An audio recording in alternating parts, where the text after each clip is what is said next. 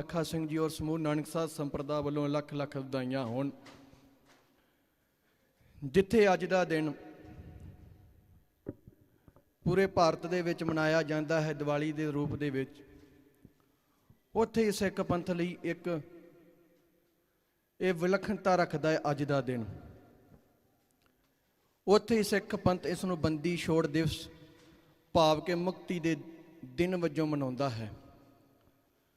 ਧੰਨ ਗੁਰੂ ਅਰਜਨ ਪਾਤਸ਼ਾਹ ਦੀ ਸ਼ਹਾਦਤ ਤੋਂ ਬਾਅਦ ਉਹਨਾਂ ਦੀ ਸ਼ਾਂਤਮਈ ਅਤੇ ਬੇਮਿਸਾਲ ਸ਼ਹਾਦਤ ਤੋਂ ਬਾਅਦ ਸਿੱਖ ਪੰਥ ਵਿੱਚ ਇੱਕ ਕ੍ਰਾਂਤੀਕਾਰੀ ਲਹਿਰ ਪੈਦਾ ਹੋ ਗਈ। ਤੇ ਜਦੋਂ ਧੰਨ ਗੁਰੂ ਹਰਗੋਬਿੰਦ ਪਾਤਸ਼ਾਹ ਜੀ ਨੇ ਗੁਰਗੱਦੀ ਧਾਰਨ ਕੀਤੀ ਤਾਂ ਉਸ ਸਮੇਂ ਉਹਨਾਂ ਨੇ ਠੀਕ ਸਮਝਿਆ ਦੋ ਮੀਰੀ ਅਤੇ ਪੀਰੀ ਦੀਆਂ ਤਲਵਾਰਾਂ ਧਾਰਨ ਕੀਤੀਆਂ। ਤੇ ਜਿੱਥੇ ਧੰਨ ਗੁਰੂ ਹਰਗੋਬਿੰਦ ਪਾਤਸ਼ਾਹ ਜੀ ਨੇ ਮੀਰੀ ਪੀਰੀ ਦੀ ਤਲਵਾਰ ਧਾਰਨ ਕੀਤੀ, ਉੱਥੇ ਸਤਿਗੁਰੂ ਮਹਾਰਾਜ ਜੀ ਨੇ ਸ੍ਰੀ ਅਕਾਲ ਤਖਤ ਸਾਹਿਬ ਦੀ ਸਿਰਜਣਾ ਕੀਤੀ। ਉਹ ਸ੍ਰੀ ਅਕਾਲ ਤਖਤ ਸਾਹਿਬ ਤੇ ਰੋਜ਼ਾਨਾ ਹੀ ਕੀਰਤਨ ਹੋਣ ਲੱਗਾ, ਬਾਣੀ ਪੜ੍ਹਨੀ ਜਾਣ ਲੱਗੀ ਤੇ 20 ਰਸ ਦੀਆਂ ਵਾਰਾਂ ਗਾਈਆਂ ਜਾਣ ਲੱਗੀਆਂ। ਧੰਨ ਗੁਰੂ ਹਰਗੋਬਿੰਦ ਪਾਤਸ਼ਾਹ ਜੀ ਨੇ ਆਉਣ ਵਾਲੇ ਹਰ ਇੱਕ ਸਿੱਖ ਨੂੰ ਆਦੇਸ਼ ਜਾਰੀ ਕਰ ਦਿੱਤਾ ਕਿ ਜਿਸ ਨੇ ਵੀ ਇਸ ਪਾਵਨ ਅਸਥਾਨ ਸ੍ਰੀ ਅਕਾਲ ਤਖਤ ਸਾਹਿਬ ਤੇ ਪੁੱਜਣਾ ਹੈ ਉਹ ਚੰਗੇ ਸ਼ਸਤਰ ਅਤੇ ਘੋੜੇ ਲੈ ਕੇ ਹਾਜ਼ਰ ਹੋਵੇਗਾ। ਪੂਰੇ ਪੰਥ ਨੇ ਸਤਿਗੁਰੂ ਮਹਾਰਾਜ ਜੀ ਦੇ ਦਿੱਤੇ ਆਦੇਸ਼ ਨੂੰ ਸਵੀਕਾਰ ਕੀਤਾ। ਜਿੱਥੇ ਹਰਗੋਬਿੰਦ ਪਾਤਸ਼ਾਹ ਮਹਾਰਾਜ ਜੀ ਨੇ ਮੀਰੀ ਪੀਰੀ ਤਲਵਾਰ ਧਾਰਨ ਕੀਤੀ, ਸ੍ਰੀ ਅਕਾਲ ਤਖਤ ਸਾਹਿਬ ਦੀ ਸਿਰਜਣਾ ਕੀਤੀ, ਉੱਥੇ ਹੀ ਸਤਿਗੁਰੂ ਮਹਾਰਾਜ ਜੀ ਨੇ ਕਿਲ੍ਹਾ ਲੋਹਗੜ੍ਹ ਦੀ ਸਥਾਪਨਾ ਕਰ ਦਿੱਤੀ। ਇੱਥੇ ਹੀ ਬਸ ਨਹੀਂ ਕੀਤਾ, ਸਤਿਗੁਰੂ ਮਹਾਰਾਜ ਜੀ ਨੇ ਨੌਜਵਾਨਾਂ ਨੂੰ ਲੈ ਕੇ ਇੱਕ ਫੌਜ ਤਿਆਰ ਕਰ ਦਿੱਤੀ ਤੇ ਸਤਿਗੁਰੂ ਮਹਾਰਾਜ ਜੀ ਨੇ ਹਕੂਮਤ ਨੂੰ ਦੱਸ ਦਿੱਤਾ ਕਿ ਅਸੀਂ ਜੰਗ ਕਰਨ ਲਈ ਤਿਆਰ ਹਾਂ। ਪਰ ਗੁਰੂ ਘਰ ਦੇ ਵਿਰੋਧੀ ਸਿੱਖ ਪੰਥ ਦੇ ਦੋਖੀਆਂ ਨੇ ਜਹਾਂਗੀਰ ਦੇ ਕੰਨ ਭਰਨੇ ਸ਼ੁਰੂ ਕਰ ਦਿੱਤੇ ਕਿ ਪੰਜਾਬ ਦੇ ਵਿੱਚ ਧੰਨ ਗੁਰੂ ਹਰਗੋਬਿੰਦ ਪਾਤਸ਼ਾਹ ਜੀ ਨੇ ਤੁਹਾਡਾ ਵਿਰੋਧ ਕਰਨਾ ਸ਼ੁਰੂ ਕਰ ਦਿੱਤਾ ਹੈ,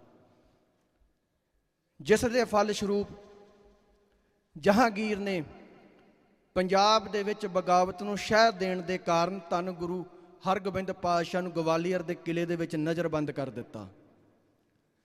ਸਮਾਂ ਗੁਜ਼ਰਿਆ, ਸਤਿਗੁਰੂ ਮਹਾਰਾਜ ਜੀ ਦੀ ਰਿਹਾਈ ਨਾ ਹੋਈ। ਲੰਮਾ ਸਮਾਂ ਨਜ਼ਰਬੰਦ ਹੋਣ ਦੇ ਕਾਰਨ ਇੱਧਰ ਸਿੱਖਾਂ ਦੇ ਵਿੱਚ ਵੀ ਬੇਚੈਨੀ ਵੱਧ ਗਈ ਕਿ ਪਤਾ ਨਹੀਂ ਇਹ ਜਹਾਂਗੀਰ ਸਤਿਗੁਰੂ ਮਹਾਰਾਜ ਜੀ ਦੇ ਨਾਲ ਕੀ ਕਰੇਗਾ। ਸ਼ਾਇਦ ਹੋ ਸਕਦਾ ਹੈ ਜਿਵੇਂ ਧੰਨ ਗੁਰੂ ਅਰਜਨ ਪਾਤਸ਼ਾਹ ਨੂੰ ਸ਼ਹਾਦਤ ਦੇ ਦਿੱਤੀ, ਸ਼ਾਇਦ ਸਤਿਗੁਰਾਂ ਦੇ ਨਾਲ ਵੀ ਐਸਾ ਭਾਣਾ ਵਰਤਾਵੇਗਾ। ਤਾਂ ਸਿੱਖਾਂ ਨੇ ਸ੍ਰੀ ਅਕਾਲ ਤਖਤ ਸਾਹਿਬ ਅੱਗੇ ਅਰਦਾਸ ਕੀਤੀ।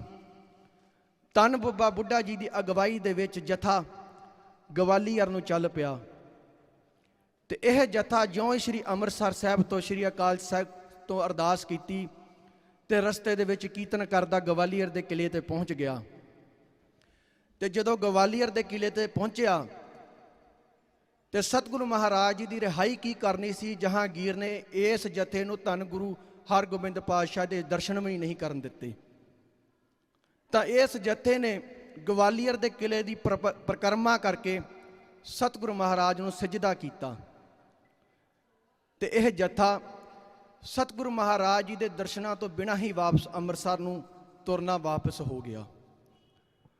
ਪਰ ਇੱਧਰ ਗੁਰੂ ਘਰ ਦੇ ਪਿਆਰੇ, ਸਿੱਖ ਪੰਥ ਦੇ ਪਿਆਰੇ ਸਾਈਂ ਮੀਆਂ ਮੀਰ ਨੇ ਜਹਾਂਗੀਰ ਦੇ ਨਾਲ ਗੱਲ ਕਰਨੀ ਸ਼ੁਰੂ ਕਰ ਦਿੱਤੀ ਸੀਗੀ, ਜਿਸ ਦੇ ਫਲ ਸਰੂਪ ਜਹਾਂਗੀਰ ਨੇ ਸਾਈਂ ਮੀਆਂ ਮੀਰ ਦੀ ਗੱਲ ਮੰਨ ਲਈ ਤੇ ਧੰਨ ਗੁਰੂ ਹਰਗੋਬਿੰਦ ਪਾਤਸ਼ਾਹ ਜੀ ਨੂੰ ਨਜ਼ਰਬੰਦ ਵਿੱਚੋਂ ਰਿਹਾ ਕਰਨ ਲਈ ਮੰਨ ਗਿਆ।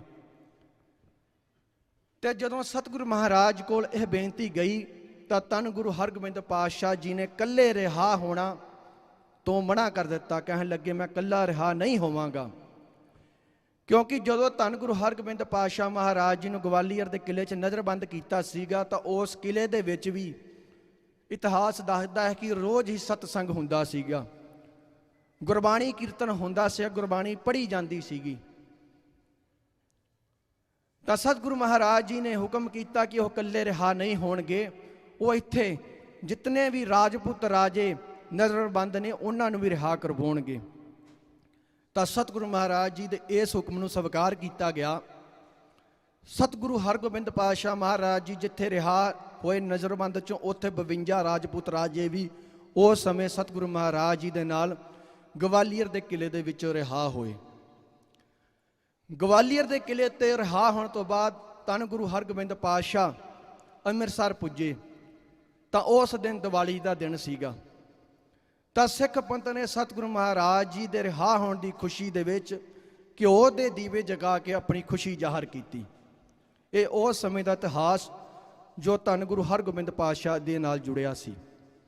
ਔਰ ਉਸ ਸਮੇਂ ਤੋਂ ਲੈ ਕੇ ਧੰਨ ਗੁਰੂ ਗੋਬਿੰਦ ਸਿੰਘ ਜੀ ਦੇ ਜੋਤੀ ਜੋਤ ਸਮਾਉਣ ਤੋਂ ਬਾਅਦ, ਬਾਬਾ ਬੰਦਾ ਸਿੰਘ ਜੀ ਸ਼ਹਾਦਤ ਤੋਂ ਬਾਅਦ ਵੀ ਪੰਥ ਸ੍ਰੀ ਅੰਮ੍ਰਿਤਸਰ ਵਿਖੇ ਸਰਬੱਤ ਖਾਲਸਾ ਦੇ ਰੂਪ ਦੇ ਵਿੱਚ ਇਕੱਠਾ ਹੋਣ ਲੱਗਿਆ ਅਤੇ ਸਿੱਖ ਪੰਥ ਦੇ ਦਰਮੇਸ਼ ਮਸਲਿਆਂ ਤੇ ਇਸ ਦਿਨ ਉੱਥੇ ਵਿਚਾਰ ਵਟਾਂਦਰਾ ਹੁੰਦੀ। 1733 ਦੇ ਵਿੱਚ ਭਾਈ ਮਨੀ ਸਿੰਘ ਜੀ ਨੇ ਜਦੋਂ ਇਸੇ ਹੀ ਦਿਨ ਉੱਥੇ ਇਕੱਠ ਸੱਦਿਆ ਤਾਂ ਸਰਕਾਰ ਨੇ, ਉਸ ਸਮੇਂ ਦੀ ਹਕੂਮਤ ਨੇ ਉਹਨਾਂ ਨੂੰ ਇਜਾਜ਼ਤ ਨਾ ਦਿੱਤੀ। ਤਾਂ ਭਾਈ ਮਨੀ ਸਿੰਘ ਜੀ ਨੇ ਉਸ ਸਮੇਂ ਜੋ ਜ਼ਕਰੀਆ ਖਾਨ ਵੱਲੋਂ ਟੈਕਸ ਲਗਾਇਆ ਸੀਗਾ ਉਹ ਵੀ ਭਰ ਦਿੱਤਾ।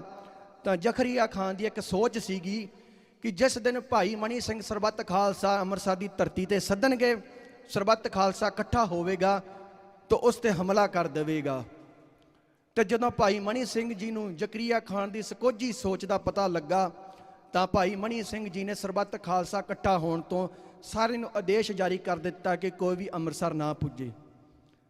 ਤਾਂ ਜਦੋਂ ਇਸ ਮਾੜੀ ਸੋਚ ਦਾ ਜ਼ਕਰੀਆ ਖਾਨ ਨੂੰ ਪਤਾ ਲੱਗਾ ਕਿ ਮੇਰੀ ਮਾੜੀ ਸੋਚ ਦਾ ਭਾਈ ਮਨੀ ਸਿੰਘ ਜੀ ਨੂੰ ਪਤਾ ਲੱਗ ਗਿਆ ਹੈ, ਤਾਂ ਜ਼ਕਰੀਆ ਖਾਨ ਨੇ ਕੂਟਨੀਤੀ ਅਪਣਾਉਂਦੇ ਹੋਏ ਭਾਈ ਮਨੀ ਸਿੰਘ ਜੀ ਨੂੰ ਵੀ ਟੈਕਸ ਨਾ ਭਰਨ ਦੀ ਸੂਰਤ ਦੇ ਵਿੱਚ ਉਹਨਾਂ ਨੂੰ ਵੀ ਕੈਦ ਕਰ ਲਿਆ ਤੇ ਉਹਨਾਂ ਨੂੰ ਵੀ ਸ਼ਹੀਦੀ ਮੌਤ ਦਾ ਫਰਮਾਨ ਜਾਰੀ ਕਰ ਦਿੱਤਾ। ਭਾਈ ਮਨੀ ਸਿੰਘ ਜੀ ਨੂੰ ਇਸਲਾਮ ਕਬੂਲ ਕਰਨ ਲਈ ਕਿਹਾ ਗਿਆ ਪਰ ਉਹਨਾਂ ਨੇ ਮਨਾ ਕਰ ਦਿੱਤੀ। ਉਹਨਾਂ ਨੇ ਕਿਹਾ ਮੈਨੂੰ ਜਾਨ ਨਹੀਂ ਪਿਆਰੀ, ਮੈਨੂੰ ਧਰਮ ਪਿਆਰਾ ਹੈ। ਤਾਂ ਇਸ ਪਾਵਨ ਦਿਹਾੜੇ ਦੇ ਇਕੱਠ ਵਜੋਂ ਹੀ ਭਾਈ ਮਨੀ ਸਿੰਘ ਜੀ ਦੀ ਸ਼ਹਾਦਤ ਹੋ ਗਈ। ਸੋ ਮੇਰਾ ਕਹਿਣ ਤੋਂ ਭਾਵ ਜਿਹੜਾ ਅੱਜ ਦਾ ਦੀਵਾਲੀ ਦਾ ਤਿਉਹਾਰ ਪੂਰੇ ਭਾਰਤ ਵਰਸ਼ ਦੇ ਵਿੱਚ ਮਨਾਇਆ ਜਾਂਦਾ ਹੈ, ਇਸ ਬੰਦੀ ਛੋੜ ਦਿਵਸ ਦੀ ਸਿੱਖ ਪੰਥ ਦੇ ਵਿੱਚ ਵੀ ਖਾਸ ਮਹੱਤਤਾ ਹੈ। ਪੁਰਾਣੇ ਸਮੇਂ ਤੋਂ ਲੈ ਕੇ ਹੀ ਸਰਬੱਤ ਖਾਲਸਾ ਇਸ ਪਾਵਨ ਸਥਾਨ ਤੇ ਸ੍ਰੀ ਅੰਮ੍ਰਿਤਸਰ ਸਾਹਿਬ ਵਿਖੇ ਇਕੱਠਾ ਹੁੰਦਾ ਸੀਗਾ, ਜਿੱਥੇ ਅੱਜ ਦੇ ਦਿਨ ਵੀ ਅੰਮ੍ਰਿਤਸਰ ਸ੍ਰੀ ਦਰਬਾਰ ਸਾਹਿਬ ਵਿਖੇ ਅੱਜ ਵੀ ਰਾਤ ਨੂੰ ਸਤਿਗੁਰੂ ਮਹਾਰਾਜ ਜੀ ਦੀ ਆਉਣ ਦੀ ਖੁਸ਼ੀ ਦੇ ਵਿੱਚ ਸਰਬੱਤ ਖਾਲਸਾ ਵੱਲੋਂ ਖੁਸ਼ੀਆਂ ਮਨਾਈਆਂ ਜਾਂਦੀਆਂ ਹਨ। ਉੱਥੇ ਹੀ ਸਤਿਗੁਰੂ ਮਹਾਰਾਜ ਨੇ ਰਹਿਮਤ ਕੀਤੀ ਹੈ ਜੋ ਅੱਜ ਦਾ ਇਹ ਪਾਵਨ ਦਿਹਾੜਾ ਸ੍ਰੀ ਸੱਚਖੰਡ ਸਾਹਿਬ ਪਾਵਨ ਸਥਾਨ ਗੁਰਦੁਆਰਾ ਨਾਨਕਸਰ ਸਾਹਿਬ ਕਲੇਰਾਂ ਵਿਖੇ ਸੰਤ ਬਾਬਾ ਲੱਖਾ ਸਿੰਘ ਜੀ ਵੱਲੋਂ ਮਨਾਇਆ ਜਾ ਰਿਹਾ ਹੈ। ਆਪ ਸਰਬੱਤ ਸੰਗਤ ਨੇ ਪਾਵਨ ਧੰਨ ਸ਼੍ਰੀ ਗੁਰੂ ਗ੍ਰੰਥ ਸਾਹਿਬ ਮਹਾਰਾਜ ਜੀ ਦੇ ਅਖੰਡ ਪਾਠ ਸਾਹਿਬ ਜੀ ਦੇ ਭੋਗ ਸਰਵਣ ਕੀਤੇ ਨੇ। ਕੀਰਤਨ ਹੋਇਆ, ਸਤਿਕਾਰਯੋਗ ਮਹੰਤ ਜੀ ਉਹਨਾਂ ਨੇ ਕੀਰਤਨ ਕੀਤਾ ਹੈ। ਮਹਾਂਪੁਰਖਾਂ ਦੇ ਆਪ ਸਰਬੱਤ ਸੰਗਤ ਨੇ ਬਚਨ ਸੁਣੇ ਨੇ। ਉਪਰੰਤ ਮੁਜ਼ੱਫਰਨਗਰ ਤੋਂ ਕੀਰਤਨੀ ਜਥੇ ਨੇ ਹਾਜ਼ਰੀ ਭਰੀ ਹੈ। ਦਾਸ ਤੋਂ ਬਾਅਦ ਦੂਸਰੀ ਲੜੀ ਦੇ ਸ੍ਰੀ ਅਖੰਡ ਪਾਠ ਸਾਹਿਬ ਪ੍ਰਾਰੰਭ ਹੋਣੇ ਨੇ। ਇਸ ਪਾਵਨ ਸਥਾਨ ਵਜੋਂ ਜੋ ਅੱਜ ਦਾ ਬੰਦੀ ਛੋੜ ਦਿਵਸ ਮਨਾਇਆ ਜਾ ਰਿਹਾ ਹੈ, ਜਿਤਨੀਆਂ ਵੀ ਸੰਗਤਾਂ ਇਸ ਪਾਵਨ ਸਥਾਨ ਤੇ ਪੁੱਜੀਆਂ ਹਨ, ਸਭ ਸੰਗਤਾਂ ਨੂੰ ਸੰਤ ਬਾਬਾ ਲੱਖਾ ਸਿੰਘ ਜੀ ਹੋਣਾ ਵੱਲੋਂ ਜੀ ਆਇਆਂ ਨੂੰ, ਜੀ ਆਇਆਂ ਨੂੰ। ਸੋ ਮੈਂ ਬੇਨਤੀ ਕਰ ਰਿਹਾ ਸੀ, ਸਤਿਗੁਰੂ ਮਹਾਰਾਜ ਜੀ ਦੀ ਅਪਾਰ ਕਿਰਪਾ ਦੇ ਨਾਲ ਜਿੱਥੇ ਆਪ ਸਰਬੱਤ ਸੰਗਤ ਦੇ ਅਸੀਸ ਦੇ ਨਾਲ ਮਹਾਂਪੁਰਖਾਂ ਵੱਲੋਂ ਲੰਮੇ ਸਮੇਂ ਤੋਂ ਹੀ ਲੈ ਕੇ ਤੁਹਾਨੂੰ ਪਤਾ ਹੀ ਹੈ, ਤਕਰੀਬਨ ਇਸ ਕੋਵਿਡ ਨੂੰ ਸ਼ੁਰੂ ਹੋਇਆਂ ਨੂੰ ਅੱਜ 6 ਮਹੀਨੇ ਤੋਂ ਵੀ ਉੱਪਰ ਦਾ ਸਮਾਂ ਹੋ ਗਿਆ ਹੈ। ਉਸ ਦਿਨ ਤੋਂ ਹੀ ਲੈ ਕੇ ਔਰ ਅੱਜ ਦਾ ਦਿਨ ਔਰ ਅੱਜ ਤੋਂ ਭਵਿੱਖ ਵਿੱਚ ਵੀ ਜਦੋਂ ਤੱਕ ਇਹ ਪੂਰਨ ਤੌਰ 'ਤੇ ਸਮਾਪਤ ਨਹੀਂ ਹੋ ਜਾਂਦੀ, ਇਹ ਬਿਮਾਰੀ ਮਹਾਂਪੁਰਖ ਸੰਤ ਬਾਬਾ ਲੱਖਾ ਸਿੰਘ ਜੀ ਹੋਣਾ ਵੱਲੋਂ ਗੁਰਬਾਣੀ ਜਾਪ ਸ਼ੁਰੂ ਕੀਤੇ ਹੋਏ ਹਨ। ਸ੍ਰੀ ਅਖੰਡ ਪਾਠ ਸਾਹਿਬ ਜੀ ਦੀ ਆਰੰਭਤਾ ਹੁੰਦੀ ਹੈ, ਭੋਗ ਪੈਣ ਤੋਂ ਬਾਅਦ ਅਗਲੇ ਸ੍ਰੀ ਅਖੰਡ ਪਾਠ ਸਾਹਿਬ ਜੀ ਦੀ ਫਿਰ ਆਰੰਭਤਾ ਹੋ ਜਾਂਦੀ ਹੈ, ਜੋ ਨਿਰੰਤਰ ਅਖੰਡ ਪਾਠ ਸਾਹਿਬ ਚੱਲ ਰਹੇ ਹਨ। ਔਰ ਬੇਅੰਤ ਸੰਗਤਾਂ ਘਰ ਬੈਠ ਕੇ ਇਸ ਗੁਰਬਾਣੀ ਦੇ ਸਿੱਧੇ ਪ੍ਰਸਾਰ ਨੂੰ ਸਰਵਣ ਕਰ ਰਹੀਆਂ ਹਨ। ਜਿੱਥੇ ਮਹਾਂਪੁਰਖਾਂ ਵੱਲੋਂ ਸੰਗਤਾਂ ਨੂੰ ਗੁਰਬਾਣੀ ਦੇ ਨਾਲ ਜੋੜਿਆ ਜਾ ਰਿਹਾ ਹੈ, ਉੱਥੇ ਹੀ ਅੱਜ ਸਮਾਜ ਦੇ ਵਿੱਚ ਬਹੁਤ ਹੀ ਦਰਪੇਸ਼ ਚੁਣੌਤੀਆਂ ਹਨ ਜਿਨ੍ਹਾਂ ਨੂੰ ਪੂਰਾ ਕਰਨ ਲਈ ਮਹਾਂਪੁਰਖਾਂ ਵੱਲੋਂ ਸਮਾਜਿਕ ਕਾਰਜ ਵੀ ਕੀਤੇ ਜਾ ਰਹੇ ਹਨ। ਭਾਵੇਂ ਉਹ ਬਜ਼ੁਰਗਾਂ ਦੀ ਸਾਂਭ ਸੰਭਾਲ ਲਈ ਬਿਰਧ ਆਸ਼ਰਮ ਹੋ ਜਾਵੇ, ਤੇ ਭਾਵੇਂ ਅੱਜ ਆਮ ਇਨਸਾਨ ਨੂੰ ਜੋ ਕੇਵਲ ਦਿਹਾੜੀ ਦਾ 300-400 ਰੁਪਇਆ ਕਮਾਉਂਦਾ ਹੈ ਉਹ ਆਪਣਾ ਇਲਾਜ ਨਹੀਂ ਕਰਵਾ ਸਕਦਾ, ਤੇ ਜੇ ਉਹ ਇਲਾਜ ਕਰਵਾ ਲਵੇ ਚੰਗੇ ਹਸਪਤਾਲ ਜਾ ਕੇ ਤਾਂ ਉੱਥੇ ਰਹਿਣ ਲਈ ਉਹ ਖਰਚਾ ਨਹੀਂ ਉਠਾ ਸਕਦਾ, ਉੱਥੇ ਰਹਿਣ ਸਮੇਂ ਉੱਥੇ ਦਾ ਆਪਣਾ ਖਾਣਾ ਨਹੀਂ ਖਾ ਸਕਦਾ। ਮਹਾਂਪੁਰਖਾਂ ਵੱਲੋਂ ਇਸ ਪ੍ਰਤੀ ਵੀ ਜੋ ਨਾਰਥ ਇੰਡੀਆ ਦਾ ਸਭ ਤੋਂ ਵੱਡਾ ਹਸਪਤਾਲ PGI ਆ, ਉੱਥੇ ਵੀ ਨਿਰੰਤਰ ਤਕਰੀਬਨ 3 ਸਾਲ ਹੋ ਚੁੱਕੇ ਹਨ, ਰੋਜ਼ਾਨਾ ਹੀ ਲੰਗਰ ਉੱਥੇ ਪਕਾ ਕੇ PGI ਵਿਖੇ ਛਕਾਇਆ ਜਾਂਦਾ ਹੈ। ਇੱਥੇ ਹੀ ਬਸ ਨਹੀਂ, ਮਹਾਂਪੁਰਖਾਂ ਵੱਲੋਂ ਆਪ ਸਰਬੱਤ ਨੂੰ ਸੰਗਤ ਨੂੰ ਪਤਾ ਹੈ, ਨਾਨਕਸਰ ਵਿਖੇ ਵੀ ਇੱਕ ਚੈਰੀਟੇਬਲ ਹਸਪਤਾਲ ਚੱਲ ਰਿਹਾ ਹੈ ਜਿੱਥੇ ਜਨਰਲ ਰੋਗਾਂ ਦਾ ਫ੍ਰੀ ਇਲਾਜ ਕੀਤਾ ਜਾਂਦਾ ਹੈ। ਨੌਜਵਾਨ ਪੀੜ੍ਹੀ ਨੂੰ ਸਹੀ ਦਿਸ਼ਾ ਪ੍ਰਦਾਨ ਕਰਨ ਲਈ ਨਾਨਕਸਰ ਵਿਖੇ ਭਾਈ ਵੀਰ ਸਿੰਘ ਗੁਰਮਤਿ ਕਾਲਜ ਸਥਾਪਿਤ ਕੀਤਾ ਗਿਆ ਹੈ, ਜਿੱਥੇ ਨੌਜਵਾਨਾਂ ਨੂੰ ਗੁਰਮਤਿ ਦੀ ਵਿੱਦਿਆ ਦੇ ਕੇ ਉੱਥੇ ਦੁਨਿਆਵੀ ਵਿੱਦਿਆ ਦੇ ਰੂਪ ਦੇ ਵਿੱਚ ਹਲਵਾਰੇ ਵਿਖੇ ਸਕੂਲ ਸਥਾਪਿਤ ਕੀਤਾ ਗਿਆ ਹੈ। ਨਸ਼ਾ ਛਡਾਊ ਕੈਂਪ ਲਗਾ ਕੇ ਨੌਜਵਾਨਾਂ ਨੂੰ ਨਸ਼ਿਆਂ ਤੋਂ ਦੂਰ ਕੀਤਾ ਜਾ ਰਿਹਾ ਹੈ, ਕਿਉਂਕਿ ਸਮਾਂ ਬੜਾ ਭਿਆਨਕ ਹੈ। ਇਸ ਨਸ਼ੇ ਨੇ ਪੰਜਾਬ ਦੀ ਨੌਜਵਾਨੀ ਨੂੰ ਗਰਕ ਕਰ ਦਿੱਤਾ ਹੈ। ਦੁੱਖ ਦੀ ਗੱਲ ਹੁੰਦੀ ਹੈ, ਇਹਨਾਂ ਨਸ਼ਿਆਂ ਤੋਂ ਸਾਡੇ ਲੋਕਾਂ ਨੇ ਵੱਡੀਆਂ ਵੱਡੀਆਂ ਜਾਇਦਾਦਾਂ ਬਣਾ ਲਈਆਂ ਹਨ।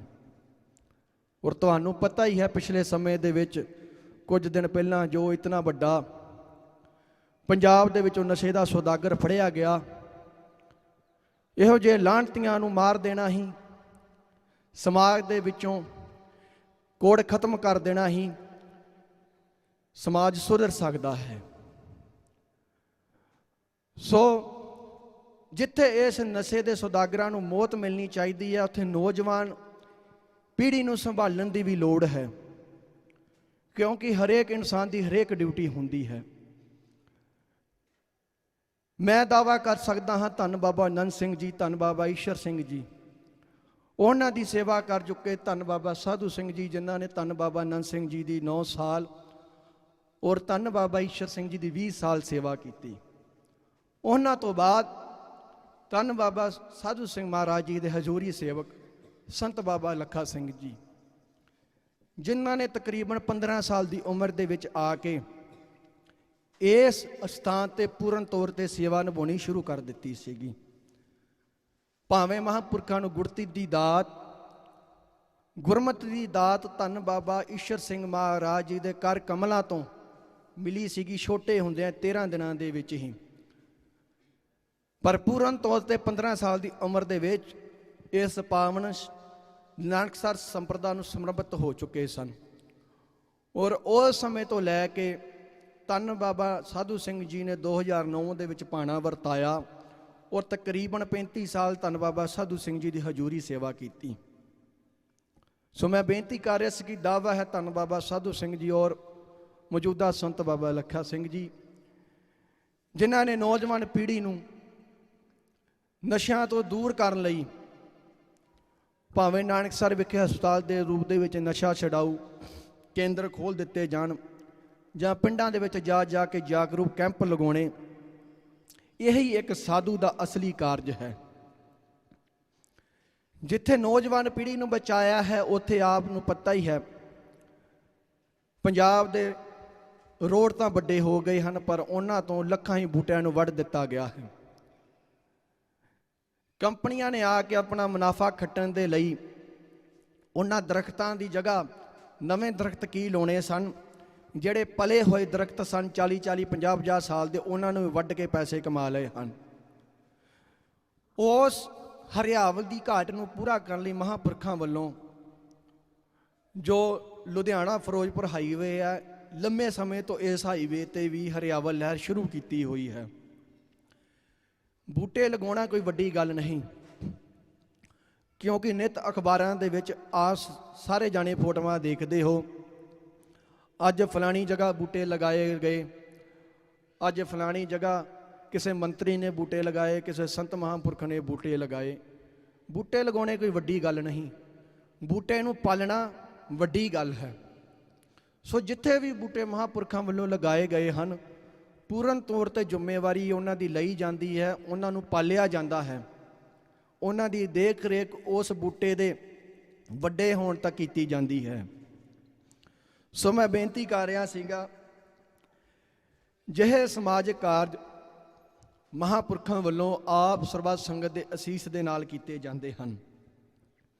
ਸੋ ਦੂਸਰੀ ਲੜੀ ਦੇ ਸ਼੍ਰੀ ਅਖੰਡ ਪਾਠ ਸਾਹਿਬ ਆਰੰਭ ਹੋਣੇ ਹਨ, ਜਿੱਥੇ ਆਪ ਸਰਬੱਤ ਸੰਗਤ ਇਸ ਬੰਦੀ ਛੋੜ ਦਿਵਸ 'ਤੇ ਪਾਵਨ ਅਸਥਾਨ 'ਤੇ ਪੁੱਜ ਕੇ ਨਤਮਸਤਕ ਹੋ ਰਹੇ ਹੋਏ ਪਾਵਨ ਅਸਥਾਨ ਨਾਨਕਸਰ ਭਗਤੀ ਦਾ ਘਰ, ਧੰਨ ਧੰਨ ਬਾਬਾ ਆਨੰਦ ਸਿੰਘ ਜੀ ਦੀ ਭਗਤੀ ਤੋਂ ਵਰਸਾਏ ਹੋਏ ਪਾਵਨ ਅਸਥਾਨ, ਜਿੱਥੇ ਧੰਨ ਬਾਬਾ ਆਨੰਦ ਸਿੰਘ ਜੀ ਨੇ ਭਗਤੀ ਕਰਕੇ ਇਸ ਅਸਥਾਨ ਦਾ ਮੁੱਢ ਬੰਨਿਆ ਔਰ ਧੰਨ ਗੁਰੂ ਗ੍ਰੰਥ ਸਾਹਿਬ ਮਹਾਰਾਜ ਜੀ ਨੂੰ ਹਾਜ਼ਰ ਨਾਜ਼ਰ ਸਮਝ ਕੇ ਉਹਨਾਂ ਦੀ ਸੇਵਾ ਕਰਕੇ ਜਿੱਥੇ ਆਪ ਦਾਤ ਪ੍ਰਾਪਤ ਕੀਤੀ, ਉੱਥੇ ਹੋਰਨਾਂ ਨੂੰ ਵੀ ਦਾਤ ਪ੍ਰਾਪਤ ਕਰਾਈ। ਬਾਬਾ ਲੱਖਾ ਸਿੰਘ ਜੀ ਅਕਸਰ ਹੀ ਸਟੇਜ 'ਤੇ ਬਚਨ ਕਰਦੇ ਨੇ ਕਿ ਆਪ ਦਾਤ ਪ੍ਰਾਪਤ ਕਰ ਲੈਣੀ ਕੋਈ ਵੱਡੀ ਗੱਲ ਨਹੀਂ। ਕੋਈ ਵੀ ਕਹਿ ਦਵੇਗਾ ਕਿ ਮੈਂ ਰਾਤ ਸੁੱਤਾ ਸੀਗਾ, ਮੇਰੇ ਸੁਪਨੇ ਦੇ ਵਿੱਚ ਗੁਰੂ ਨੇ ਦਰਸ਼ਨ ਦੇ ਦਿੱਤੇ, ਕਿਉਂਕਿ ਅਕਸਰ ਹੀ ਸੁਣਦੇ ਹਾਂ, ਬਹੁਤ ਬਿੰਤ ਜਾਣੇ ਮਿਲਦੇ ਨੇ।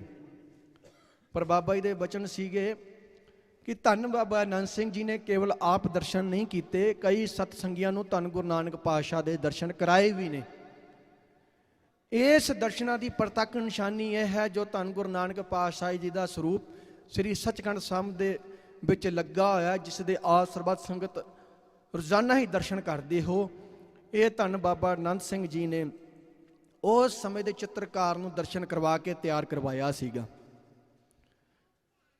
ਜਿੱਥੇ ਧੰਨ ਬਾਬਾ ਆਨੰਦ ਸਿੰਘ ਜੀ ਨੇ ਭਗਤੀ ਕਰਕੇ ਸਥਾਨ ਦਾ ਮੁੱਢ ਬੰਨਿਆ, ਉਹਨਾਂ ਤੋਂ ਬਾਅਦ ਧੰਨ ਬਾਬਾ ਈਸ਼ਰ ਸਿੰਘ ਮਹਾਰਾਜ ਜੀ ਨੇ ਉਹੀ ਦਾਤਾਂ ਸੰਗਤ ਦੇ ਵਿੱਚ ਵੰਡੀਆਂ। ਧੰਨ ਬਾਬਾ ਆਨੰਦ ਸਿੰਘ ਜੀ ਨੇ ਜਿੱਥੇ ਇਹ ਨਿਰਮਲ ਸੰਪਰਦਾ ਚਲਾ ਕੇ ਇਸ ਸੰਪਰਦਾ ਦਾ ਮੁੱਢ ਬੰਨਿਆ, ਉੱਥੇ ਹੀ ਧੰਨ ਬਾਬਾ ਈਸ਼ਰ ਸਿੰਘ ਮਹਾਰਾਜ ਜੀ ਨੇ ਇਸ ਸੰਪਰਦਾ ਨੂੰ 5 ਕਕਾਰਾਂ ਦੇ ਧਾਰਨੀ ਬਣਾ ਕੇ ਪੰਥ ਨੂੰ ਸਮਰਪਿਤ ਕਰ ਦਿੱਤਾ। ਕਿਉਂਕਿ ਬਾਬਾ ਜੀ ਦੇ ਬਚਨ ਸੀਗੇ, ਨਾਨਕਸਰ ਇੱਕ ਨਿਰਮਲ ਸੰਪਰਦਾ ਹੈ। ਪਰ ਬਾਬਾ ਈਸ਼ਰ ਸਿੰਘ ਜੀ ਨੇ ਇਸ ਸੰਪਰਦਾ ਦੇ ਵਿੱਚ ਵਿਲੱਖਣਤਾ ਕੀ ਕੀਤੀ ਕਿ ਇਸ ਨਿਰਮਲ ਸੰਪਰਦਾ ਨੂੰ 5 ਕਕਾਰਾਂ ਦੇ ਧਾਰਨੀ ਬਣਾ ਕੇ ਖੰਡੇ ਬਾਟੇ ਦਾ ਅੰਮ੍ਰਿਤ ਛਕਾ ਕੇ ਖਾਲਸਾ ਪੰਥ ਦੀ ਸੇਵਾ ਦੇ ਵਿੱਚ ਹਾਜ਼ਰ ਕੀਤਾ ਹੈ। ਸੋ ਧੰਨ ਬਾਬਾ ਈਸ਼ਰ ਸਿੰਘ ਜੀ ਨੇ ਇਹ ਸੰਪਰਦਾ ਦੀ 63 ਤੱਕ ਸੇਵਾ ਕੀਤੀ। ਉਹਨਾਂ ਤੋਂ ਬਾਅਦ ਸਤਿਕਾਰਯੋਗ ਮਹਾਂਪੁਰਖਾਂ ਨੇ ਆਪਣੀਆਂ ਆਪਣੀਆਂ ਸੇਵਾਵਾਂ ਨਿਭਾਈਆਂ। ਤਕਰੀਬਨ ਪੌਣੀ ਸਦੀ ਧੰਨ ਬਾਬਾ ਸਾਧੂ ਸਿੰਘ ਜੀ ਨੇ ਇਸ ਪਾਵਨ ਸਥਾਨ ਦੀ ਸੇਵਾ ਕਰਕੇ ਉਹ ਖੁਸ਼ੀਆਂ ਪ੍ਰਾਪਤ ਕੀਤੀਆਂ, ਉਹ ਦਾਤਾਂ ਪ੍ਰਾਪਤ ਕਰਕੇ ਜੋ ਧੰਨ ਬਾਬਾ ਈਸ਼ਰ ਸਿੰਘ ਜੀ ਤੋਂ ਕੀਤੀਆਂ, ਜੋ ਧੰਨ ਬਾਬਾ ਆਨੰਦ ਸਿੰਘ ਜੀ ਤੋਂ ਪ੍ਰਾਪਤ ਕੀਤੀਆਂ, ਉਹ ਸੰਗਤਾਂ ਵਿੱਚ ਵੰਡੀਆਂ ਨੇ। ਔਰ ਉਸੇ ਦਾਤਾਂ ਨੂੰ ਅੱਜ ਮਹਾਂਪੁਰਖ ਬਾਬਾ ਲੱਖਾ ਸਿੰਘ ਜੀ ਮਹਾਂਪੁਰਖ ਵੱਡਿਆਂ ਦੀ ਸੇਵਾ ਕਰਕੇ ਸੰਗਤਾਂ ਦੇ ਵਿੱਚ ਵੰਡ ਰਹੇ ਹਨ। ਜਿੱਥੇ ਆਪ ਸਰਬੱਤ ਸੰਗਤ ਦੇ ਅਸੀਸ ਦੇ ਨਾਲ ਗੁਰਮਤਿ ਪ੍ਰਚਾਰ ਕਰਕੇ, ਗੁਰਮਤਿ ਸਮਾਗਮ ਕਰਕੇ ਸਤਿਗੁਰੂ ਮਹਾਰਾਜ ਦੇ ਚਰਨਾਂ 'ਚ ਹਾਜ਼ਰੀ ਲਗਵਾਈ ਜਾਂਦੀ ਹੈ, ਉੱਥੇ ਅਜਿਹੇ ਸਮਾਜਿਕ ਕਾਰਜ ਨੌਜਵਾਨ ਪੀੜ੍ਹੀ ਲਈ ਹੋ ਜਾਣ, ਬਜ਼ੁਰਗਾਂ ਦੇ ਲਈ ਹੋ ਜਾਣ, ਭਾਵੇਂ ਉਹ ਹਸਪਤਾਲ ਹੋ ਜਾਣ, ਵਿੱਦਿਆ ਦੇ ਵਿੱਚ ਹੋ ਜਾਣ, ਔਰ ਭਾਵੇਂ ਉਹ ਆਰਥਿਕ ਪੱਖੋਂ ਕਮਜ਼ੋਰ ਪਰਿਵਾਰ ਦੀਆਂ ਬੱਚੀਆਂ ਨੂੰ ਆਪਣੀ ਧੀਆਂ ਬਣਾ ਕੇ ਉਹਨਾਂ ਦੇ ਸਮੂਹਿਕ ਆਨੰਦ ਕਾਰਜ ਕਰਾਉਣੇ, ਜਿਹੇ ਕਾਰਜ ਆਪ ਸਰਬੱਤ ਸੰਗਤ ਦੀ ਅਸੀਸ ਨਾਲ ਹੀ ਮੁਕੰਮਲ ਹੁੰਦੇ ਹਨ। ਸੋ ਕਈ ਵਾਰ ਸੰਗਤਾਂ ਦਾ ਮਹਾਂਪੁਰਖਾਂ ਦੇ ਨਾਲ ਗੁਰਮਤਿ ਵਿਚਾਰ ਕਰਨ ਦੀ ਮਨ ਦੇ ਵਿੱਚ ਇੱਛਾ ਹੁੰਦੀ ਹੈ। ਸੋ ਨੰਬਰ ਵੀ ਸਾਡੇ ਚੱਲ ਰਹੇ ਹਨ ਚੈਨਲ ਦੇ ਉੱਤੇ। ਪਰ ਅਰਦਾਸ ਇੱਕ ਵਾਰ ਆਪ ਸਰਬੱਤ ਸੰਗਤਾਂ ਦੇ ਚਰਨਾਂ ਦੇ ਵਿੱਚ ਹਾਜ਼ਰੀ ਲਗਵਾ ਦੇਵੇ ਕਿ ਜਿਨ੍ਹਾਂ ਸੰਗਤਾਂ ਨੇ ਮਹਾਂਪੁਰਖਾਂ ਦੇ ਨਾਲ ਆਪ ਵਿਚਾਰ ਕਰਨੇ ਹੋਣ, ਉਹ ਦਾਸ ਕੋ ਨੰਬਰ ਬੋਲ ਰਿਹਾ ਹੈ, ਆਪ ਸੰਗਤ ਨੇ ਨੋਟ ਕਰ ਲੈਣੇ ਹਨ। ਜੋ ਮਹਾਂਪੁਰਖਾਂ ਦਾ ਨੰਬਰ ਹੈ 94 111 91 ਔਰ ਦੂਸਰਾ ਨੰਬਰ ਹੈ 7009 220 280। मैं दोबारा बेनती कर देवां 7009 220 206 इन्हां नंबरां ते संपर्क करके महापुरख बाबा लखा सिंह जी दे नाल आप गुरमत विचार कर सकते हो। आओ दास कोलों बोलदियां होयां को वध घट बोलिया गया होवे, आप सरबत संगत सतगुरु महाराज बख्शण जोग हो। मैं निर्गुणियारे गुण गुण नाही, आपै तरस पियोई तरस पिया, मैं रहमत होई सतगुर सज्जन मिलिया। होइयां भुल्लां दी खिमा बख्शो बुलाओ फतेह। वाहिगुरू जी का खालसा वाहिगुरू जी की फतेह।